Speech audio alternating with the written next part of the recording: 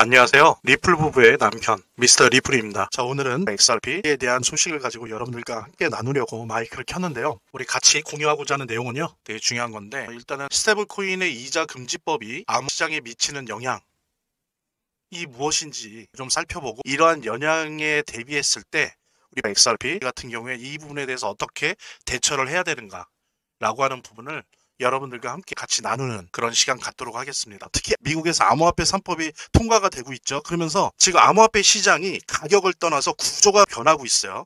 이렇게 암호화폐 구조 자체가 바뀔 때 이 구조가 변하는 것이 무엇을 의미하는지를 알아야, 그러니까 속된 말로 돈을 벌 수 있어요. 그래서 뒤에서 이자 금지법을 가지고 설명을 드릴 텐데, 요즘 암호화폐 시장의 구조 변화 속에서 구심력을, 원심력이 아니라 구심력을 발휘하면서 암호화폐 시장의 위계 질서를 새롭게 만드는 키워드가 있습니다. 예전에는 뭐였어요? 위계 구조를 말하는 게 비트코인, 알트코인. 그죠? 알트가 얼터너티브 약자잖아요. 그러니까 비트코인이 있고 대표적으로 그것이 아닌 대안 코인으로서 알트 시장이다. 이 정도의 위계 질서밖에 없었다면, 지금 암호화폐 3법이 이제 통과가 되면서 암호화폐 시장의 구조가 완전히 변하고 있습니다. 이제 새로운 위계 질서를 만드는 키워드가 나타나고 있는데, 최정점에 RWA가 있습니다. RWA 시장이 지배할 거예요. 돈은 여기서 많이 벌릴 겁니다.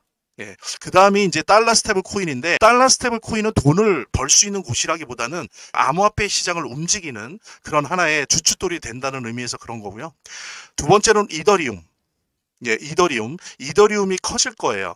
왜 그러냐면, 객관적으로 RWA 시장이 미국의 베센트나 미국 행정부가 얘기할 때 약 3년 안에 20배에서 30배가 큰대요. RWA. 그 다음에 달러 스테이블 코인 시장은 한 10배 정도 큰다고 얘기를 하거든요. 이 RWA 시장의 블록체인, 달러 스테이블 코인 시장의 블록체인에 지금 현재 시장 점유율 50%를 잡고 있는 게 이더리움이에요. 그러고 있는데, 왜? 워낙 성능이 좋긴 하니까요. 좀 뭐 가스비가 비싸다 이런 여러 가지 비판은 받으면서 대안적으로 솔라나 이런 것들이 얘기되고 있지만, 그럼에도 불구하고 여전히 이더리움이 RWA 시장과 달러 스테이블 코인 시장의 블록체인을 50% 이상 점유하고 있는데, 이것이 미국 행정부가 보수적으로 봤을 때 한 3년 내에 RWA는 20배, 30배 큰다. 달러 스테이블 코인은 10배 큰다. 이렇게 됐을 때 이더리움이 어떻게 될까요? 예, 제가 좀 과장하면 비트코인만큼 커질 가능성도 있어요. 그러니까 이더리움이 잘하는 종목이 있는데, 의도했건 안 했건 간에 그 이더리움이 잘하는 분야가 향후 암호화폐 시장의 핵심 키워드가 된단 말이에요. 이러다 보니까 이더리움의 지금 가격은 옛날 100원짜리 짜장면 가격일 수도 있는 거예요. 제가 보는 기준은 3, 4년 이렇게 보는 거예요. 그 다음에 이제 디파이라고 하는 키워드예요. 이 디파이를 오늘 중심적으로 보게 될 겁니다. 어쨌든 이 키워드로 해서 예전과 달리 비트코인과 알트코인으로 위계 질서가 만들어져 있던 암호화폐 시장이 이제는 RWA, 달러 스테이블 코인, 디파이, 이런 위계 구조가 만들어지고 있다는 부분 여러분들과 함께 나누고요. 그 다음에 다음 페이지 보도록 하겠습니다. 이제 본격적으로 이제 중요한 게 달러 스테이블 코인의 이자 금지법이 뭐냐라고 하는 겁니다. 그리고 이거를 많이들 주목을 안 해요. 이 이자 금지법이 되게 중요합니다. 달러 스테이블 코인의 자산 구조가 어떻죠? 1달러의 스테이블 코인이 있죠. 그죠? 제가 만약에 발행사한테 1달러를 주면 저한테 1달러 스테이블 코인을 주죠. 제 그 암호화폐 지갑에 넣을 거예요. 그런 대신 그 1달러를 가지고 그 회사는 미국 채권을 사서 보유하죠. 그러니까 요게 1대1로 쌍을 이루는 겁니다. 이런 자산 구조를 갖고 있어요. 되게 단순하죠. 자, 그럼 수익 구조는요? 뭐 이게 자선 사업하는 게 아니잖아요. 발행사도 그렇고 뭐, 예. 자, 수익 구조는 어떠냐면은 바로 미국 채권 이자입니다. 그러니까 채권 수익률이라고 하죠. 이른바.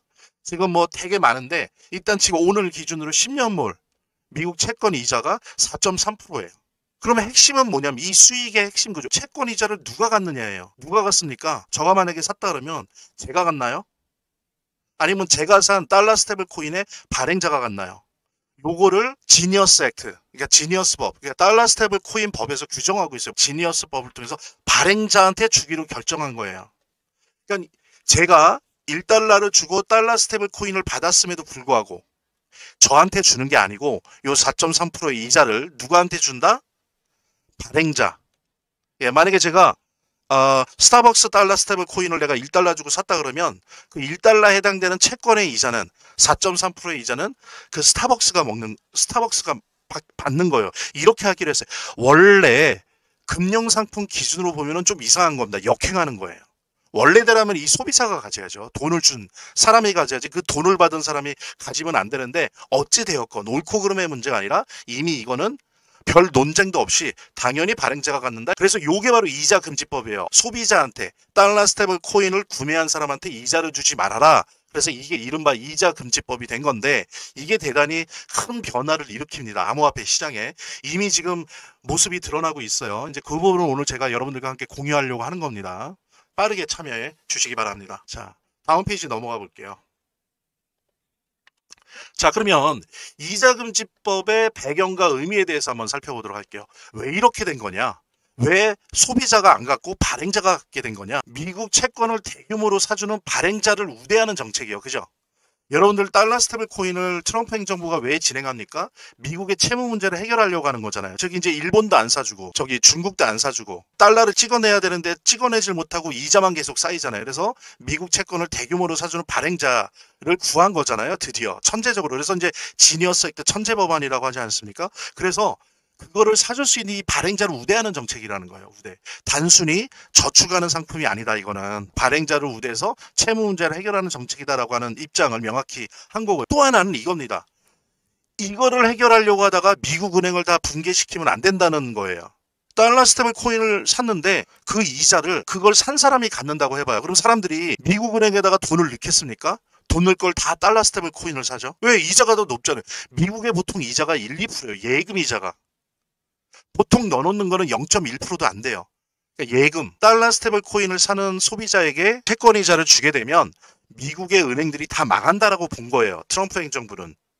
그래서 이거를 발행사는 우대하면서 기존에 있는 전통적인 미국 은행을 보호하기 위해서 이자 금지법을 만들어낸 겁니다. 만약에 if, 역사에 뭐 만약이라는 건 없지만 한번 설정해 보는 거죠. 만약 소비자에게 죽었다면 이 이자를 그러면 제가 볼 때는 달러 스테이블 코인이 시장이 100센트가 되게 보수적으로 볼 때 10배 정도 커질 거다라고 하는데 10배가 아니라 20배, 50배가 커졌을 거예요. 근데 트럼프 행정부가 걱정하는 것처럼 은행이 붕괴되겠죠. 그러니까 지금 트럼프 행정부는 미국의 은행이 붕괴되지 않을 정도의 속도로 달러 스테이블 코인 시장이 커야 된다라는 그 생각을 가지고 있는 거예요. 그래서 이제 이자 금지법을 만들어냈다. 예, 여기 제가 해놨죠. 자, 그 다음 페이지 넘어가도록 하겠습니다. 자, 그렇다면 이자 금지법이 암호화폐 시장에 미치는 영향은 어떤가? 라고 하는 부분에 대해서 보도록 하겠습니다. 자, 첫 번째는 달러 스테이블 코인 소유자는 달러 스테이블 코인을 알면 알수록 이제 이거를 가지고 투자하고 싶은 심리가 발전할 거예요. 투자하고 싶은 심리라는 건 뭡니까? 이걸로 이자를 좀 받고 싶고 수익을 좀 올리고 싶다 라고 하는 심리가 발전을 할 거예요. 그리고 또 하나는 어떻습니까? 지금 현재 기존에 원래 그냥 DeFi라는 게 뭐예요? 이게 탈중앙화 금융입니다. Decentralized Finance. 그러니까 탈중앙화된 금융의 약자인데 기존의 디파이에 존재하는 블록체인 금융이 지금 현재도 확대 보급 중이에요. 많이들 하고 있습니다. 그래서 대표적인 프로그램이 스테이킹, 이게 이제 예금에 해당되는 거죠. 그 다음에 파밍, 리커더리 풀, 스스로가 은행에 대해서 투자하는 거죠. 그 다음에 론, 오프라인에 있는 것처럼 대출, 이런 식의 디파이 탈중앙화 금융이 있는데 이게 점점 지금 확대 보급 중이에요. 그래서 지금 보면 암호화폐를 사서 이걸 가지고 운용하는 사람들의 시장의 표가 업비트나 빗썸이나 혹은 외국 같은 게 바이낸스나 OKX나 이런 데가 아니라 중앙이 없는 탈중앙화 거래소라고 하죠. DEX라고 해요. DEX. 여기에서 암호화폐를 사고 이런 식의 디파이 활동을 하는 게 20%나 돼요 벌써. 물론 80%는 여전히 빗썸, 그 다음에 외국 가의 바이낸스. 근데 요 DEX에서 하는 게 벌써 20%나 될 만큼 이 시장이 컸어요. 이렇게 블록체인 금융이 확대 보급되고 있다는 거죠. 그러니까 다수는 아니지만 소수지만 점점 빠르게 크고 있어요. 이제 이러고 있는데 보십시오. 달러 스테이블 코인을 시장이 앞으로 10배 이상 큰다고 하는데 이자를 안 준대요. 근데 여러분들이 달러 스테이블 코인을 사서 막 운영해 보니까 이거 이자 낼 수 있을 것 같아 이런 생각이 든단 말이에요. 그리고 이거는 막 확대 보급되고 있고 왜냐하면 이 달러 스테이블 코인을 여기 덱스나 이런 데 이렇게 넣잖아요. 스테이킹 하거나 어닝하거나 파밍 리커더리 풀 하면 저 같은 경우에는 5.8% 이자를 지금 받고 있는데 좀 더 파밍이나 리커더리 풀처럼 약간의 위험성을 동반하는 건 연 기준으로 3,000%짜리도 있고 이래요. 그러니까 이런 거가 점점 넓어지고 있다고요. 근데 게다가 이자 금지법이 발효가 되면서 이자를 안 줘? 그러면 내가 이거를 탈중앙화 금융, 디파이에서 이자를 받는 식으로 운영해 볼래라고 하는 사람이 많아진다는 거죠. 지금. 이거를 상대적으로 큰 손들이나 기관 투자자들이 그동안은 디파이에 대해서 거리감이 있었는데 이 모습을 보면서 전 세계 큰 손들과 자본들이 디파이에 관심을 가지게 됐어요. 드디어 블랙락이나 뭐 이런데 로빈후드나 이런데 있지 않습니까? 관련된 큰 손들, 기관 투자자들이 디파이 관련된 금융, 스테이킹, 어닝, 파밍, 리커더 디플, 론 이런 거 하겠다고 나오는 거예요. 자신들이 그런 사업을 하겠다라고 나오는 거예요. 그동안은 무관심했거든요. 저런 걸 왜? 그래서 사실은 디파이 시장이 되게 영세했다고요. 그런데 그런 유명한 블랙락부터 로빈후드 이런 전 세계를 쥐락펴락하는 큰 손들, 자본들, 기관 투자자들이 앞으로 우리 디파이 할 거야 라고 해요. 근데 이들이 뭐라고 하면서 디파이 시장에 진출한다고 하냐면은 이자금지법이 예를 들어요. 이자금지법 때문에 많은 달러 스테이블 코인의 소비자들이 디파이 시장으로 진입할 거다라고 예상하는 거예요. 이 사람들은. 이미 그런 조짐이 보이고 있다. 제가 말씀드렸잖아요. 벌써 20%예요. 20%. 예. 그럼 이게 점점 뭐 80% 커질 것이다. 이 시장이. 왜? 이자를 안 주니까. 예, 암호화폐에 대해서 암호화폐뿐만 아니라 저기 달러 스테이블 코인에 대해서 이자를 안 주니까. 디파이로 올 것이다. 오고 있다. 그렇다면 우리가 가서 돈벌이 해야지. 이렇게 되고 있는 거예요. 그리고 그걸 벌써 발표하고 있는 거예요. 그동안은 조사만 하다가 우리 이제 이 시장에 진출한다. 이렇게 된 겁니다. 그래서 이 시장이 엄청나게 커질 거예요. 예. 그러니까 이걸 의도한 건지 안 한 건지 그건 뭐 중요한 게 아닙니다. 그렇게 된다는 거 되고 있고 그러면 이제 영세성이 붕괴하면서 어떻게 되겠습니까? 대형화되고 기관화될 거예요. 이 디파이가. 탈중앙화 금융 영역이 될 겁니다. 그러면은 이럴 때 이 디파이 시장에서 다루는 암호화폐들은 주로 뭐일까요? 주로 달러 스테이블 코인, 그 다음에 제가 지지난 시간 알려드렸던 RWA, 그 다음에 NFT, 그 다음에 다양한 자기가 소유한 암호화폐, 크립토, 요 시장이 가장 커질 것이다라고 얘네들이 얘기해요. 그래서 전 세계 큰 손들, 로빈훗이나 블랙락 같은 그런 자본들이 이자 금지법 때문에 전통적인 금융은행으로 가는 게 아니라 디파이로 진출하는 거예요. 그러니까 거꾸로 되고 있죠. 그동안은 어땠습니까? 주식시장, 은행에 가서 다양한 파생 상품들을 만들어 왔잖아요. 이들이 그동안 수십 년 동안 그래 보지 않았습니까? 그래서 금융자본주의를 만들어 온 거잖아요. 근데 이들이 이제는 어떻다? 여기서 빠져서 어디로 가요? 디파이로 간다. 디파이에서 다양한 형태의 블록체인 금융상품을 만들겠다는 거예요. 왜? 이자를 안 주니까 사람들이 일로 몰릴 거라고 예상하고 있고 또 몰리고 있고 그래서 이 시장이 앞으로 클 거라는 거를 이 사람들이 본 겁니다. 여러분 그래서 제가 말씀드리는 게 여러 가지 이유 때문에 이거를 이제 대형화시키고 기관화시켜서 하겠다라고 발표를 하고 있는 겁니다. 그리고 우리가 이걸 알아서 여기에 우리의 투자법을 맞추는 게 중요해요. 지금 우리는 블록체인 경제를 하고 있는 거거든요.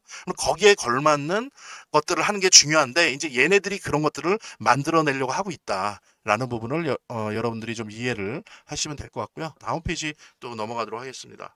이제 디파이가 기관화되고 대형화되면서 새로운 금융, 블록체인 자본주의가 이제 이미 시작되고 있는 걸 봤을 때 보십시오, 여러분들. 기존에는 어땠어요? 달러 경제가 있어서 달러 경제, 세계를 달러가 움직였죠. 그 다음에 각 나라가 기축통화가 있었죠. 각 나라에. 요게 조화를 이루면서 돌아갔는데 이걸 매개한 게 뭐예요? 금융기관들, 은행, 증권사, 자산운용사, 투자사 요런 구조였잖아요. 기존에는. 근데 이게 어떻게 변합니까? 자, 달러 미국은 DSC, 즉 달러 스테이블 코인이 됐어요. 미국. 예, 더 이상 이 종이 달러보다는 암호화폐로서의 달러 스테이블 코인이 이제 돌아다닐 거고 여기에 각국은 기축통화가 아니라 우리나라도 지금 원화 스테이블 코인 만들려고 하고 있죠. 법안이 이미 상정이 됐어요. 그랬을 때 각국은 스테이블 코인을 뭐 원화 스테이블 코인, 엔화 스테이블 코인, 유로 스테이블 코인 만들겠죠. 근데 이게 중요해요. 금융기관들은 어떻게 된다? 디파이로 바뀐다. 이거는 솔직히 말씀드릴게요. 이건 누구 기준에서 그러냐면은 첫째 소비자 기준에서 자꾸 달러 스테이블 코인 쓰고 원화 스테이블 코인 쓰잖아요. 은행에 갈 일이 별로 없어요. 은행에 갈 일이 없다고요. 그냥 내 핸드폰이나 노트패드에 있는 그 디지털 그 지갑 있죠. 그걸로 직접 왔다 갔다 한다고요. 내가 뭘 쓰건 뭐를 건네주건 누구한테 돈을 받건 월급을 받건 그래서 점점 금융기관을 쓸 일이 없고 다 뭡니까? 디파이에서 일을 하게 돼요. 그 다음에 저축하고 예금하고 대출받고 또 좀 위험성은 있지만 내가 투자하고 아까 봤죠? 뭐 파밍, 리코더드 풀 같은 거 이런 거 다 어디에서 은행에서 못 해요, 이제. 다 여기서 해요. 그래서 전 세계 자산운용사, 투자운용사들이 여기로 가려고 한다. 그동안 금융기관과 했던 것들을 줄이고요. 일로 가려고 하는 거예요. 왜? 이렇게 바뀔 거기 때문에. 어떤 자본주의로, 금융자본주의에서 블록체인 자본주의로 이미 바뀌고 있기 때문에 돈이 이리로 몰려가는 거죠. 자, 그러면 이 디파이의 구성 요소는 어떠냐? 도대체 뭐가 구성되어 있는 거냐? 달러 스테이블 코인이 있을 거고요. 이게 가장 많이 쓰는 화폐가 될 거예요. 블록체인 자본주의에서는 달러 스테이블 코인, 원화 스테이블 코인 이런 스테이블 코인이 화폐로서 역할을 할 겁니다. 그죠? 특히 달러 스테이블 코인이 지배적인 역할을 할 거고 보조적으로 각 국가의 스테이블 코인이 역할을 할 거고 일부 국가 지금 이제 예상하건대 100% 결정된 건 아니지만 중국이나 러시아 같은 데는 CBDC를 한다 그래요. 중앙은행에서 만드는 디지털 화폐 를 한다고 한다. 그러면 실제로 디파이에 이런 게 섞여 있겠죠. 달러 스테이블 코인, 뭐 원화 스테이블 코인, 엔화 스테이블 코인, 그다음에 뭐 각 나라의 어떤 뭐 중국의, 러시아의 CBDC도 또 브라질도 이걸로 한다는 말이 있는데 브라질의 CBDC. 그다음에 또 뭐가 돌아다니겠어요? 디파이에 RWA. 실물 자산 토큰, 주식을 RWA로 만들고 채권을 RWA 만들고 부동산 임대권을 저작권을 금, 은, 각종 자원을 식량을 예술품을 그다음에 NFT 등을 RWA 실문자산 토큰으로 만든 게 이 디파이에서 엄청나게 많이 돌아다닐 거예요. 그럼 뭐냐면 CBDC나 각종 스테이블코인 DSC로 뭐 하겠습니까?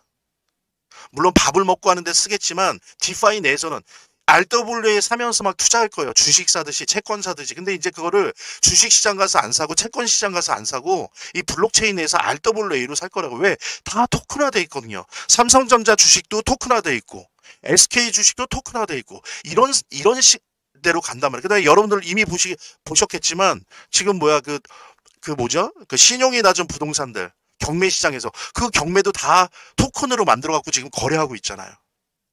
경매조차도. 예. 이미 시작됐는데 이게 이제 더 기관화 대형화 된다는 겁니다. 그래서 금융기관을 대체한다는 거죠. 이 디파이 세계가. 그리고 어떻습니까? 디파이 내에서 아까 제가 말씀드린 것처럼 스테이킹이나 어닝 프로그램이 바로 예금이에요. 근데 말씀드린 파밍이나 리커더 디플도 그거는 투자예요. 그다음에 론, 대출 이미 하고 있죠, 다들. 근데 규모가 커지고 있어요. 그다음에 스테이킹 시키는 거, 보관도 하고, 선물, 예? 퓨처마켓, 옵션, 각종 파생 상품이 디파이에 다 몰려들고 있습니다. 이러다 보니 제가 앞서서 말씀드린 것처럼 그 대형 자산운용사, 대형 그 투자기관들이 이제는 금융기관, 주식, 중개소, 뭐 이런 증권사, 은행들과 했던 여러 가지 파생금융 상품, 이런 여러 가지 금융 기법들을 이제는 여기로 와서 하겠다는 거예요. 디파이로 와서. 그거를 발표하고 있는 겁니다, 지금. 근데 그것의 촉매제가 된 게 아까 제가 앞서서 설명드린 것처럼 이자 금지법이었어요.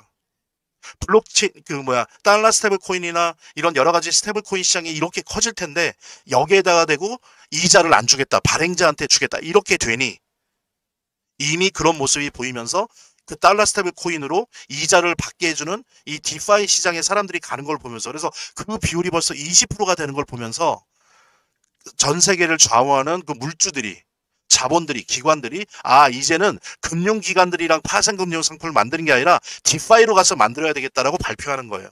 이제 세계는 이미 이게요 5년 10년 후 얘기 아니라 바로 지금 시작됐어요. 그러니까 여러분들도 빨리 초기에 몇 년 전에 뭐 빠르신 분들은 10년 전에 암호화폐 투자를 생각했던 마인드를 다시 리셋해야 돼요. 적응해야 됩니다. 이거 되게 빨리 물론 이미 적응하신 분들은 잘하신 거고요. 이 부분에 빨리 적응해야 돼서 투자 포트폴리오도 단순히 예를 들면 뭐 비트코인에다가 알트코인 몇 개 섞고 민코인 몇 개 섞고 이래 갖고는 안 돼요. 이 디파이 개념을 가지신 투자를 하셔야 됩니다. 돈은 여기에 있어요. 예를 들면 제가 말씀드렸잖아요. 앞으로 3년 5년 동안의 돈줄은 RWA에 있어요. 예. 예를 들면 예.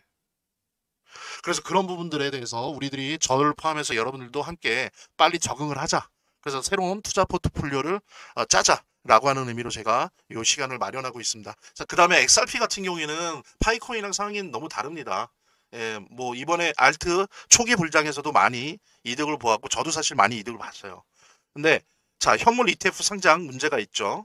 요거 돼야 되고. 근데 요게 풀리려면 이제 예전에 그 벌금 내라고 했던 토레스 판사의 문제가 풀려야 되는데 지금 암호화폐 3법에 의해서 XRP는 미래에는, 지금 현재부터 미래는 불법이 아니에요. 왜? 증권이 아니니까. 근데 토레스 판사가 그때 벌금 내라고 했던 건 뭐냐면 XRP를 증권으로 본 거거든요. 그럼 과거의 판례는 어떻게 할 거냐?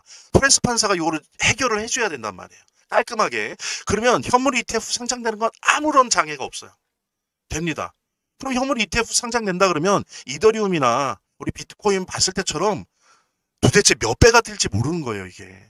예. 그래서 요 부분 해결되면서 요거다. 그 다음에 이제 여기다가는 제가 복잡해서 안 썼는데 여러분들 아주 중요한 발표가 어제 있었습니다. 뭐냐면 이제는 현물, 예를 들면 XRP 현물 ETF를 만든다 할 때 그러니까 현금이 없어도 돼요. 현금.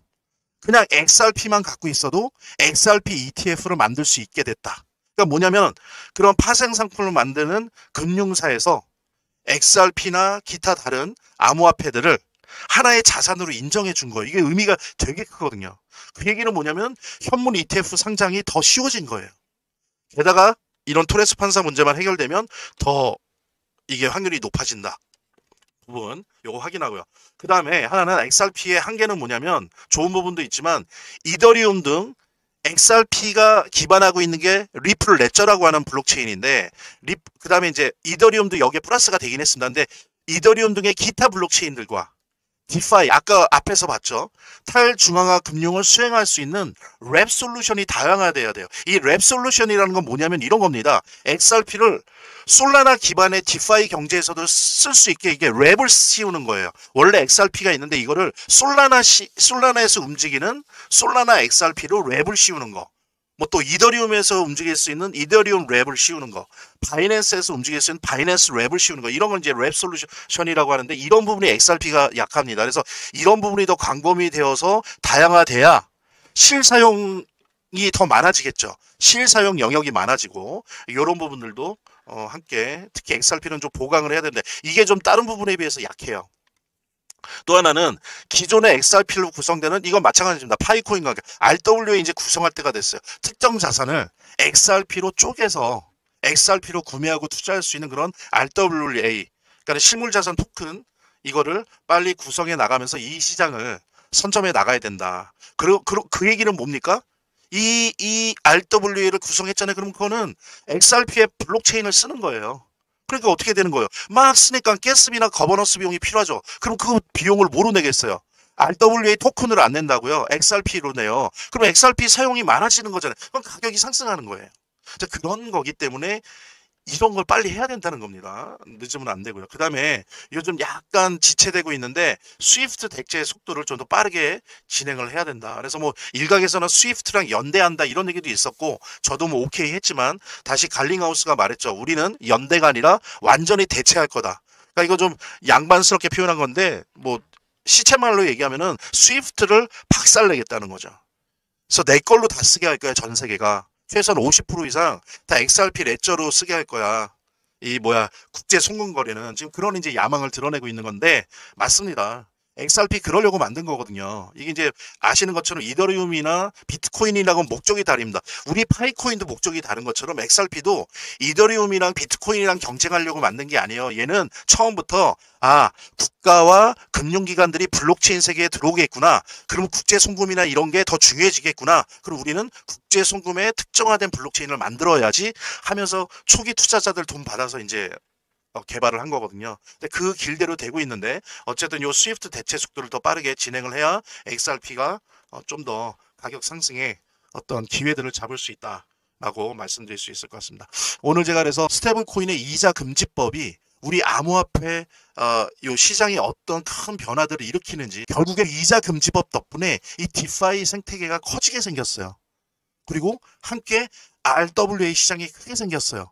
그리고 여기에 전 세계의 자본들이 이제 증권사나 은행이랑 파생 상품을 만드는 게 아니라 바로 이 디파이랑 블록체인 금융 상품을 만들려고 이미 뛰어들기 시작했다라고 하는 부분들 제가 말씀드리면서 자 그렇다면 우리도 투자를 거기에 맞춰서 해야 되겠죠 라는 말씀 드리면서 시청해 주셔서 감사드리고요. 다음번 시간에 다시 찾아뵙도록 하겠습니다. 감사합니다.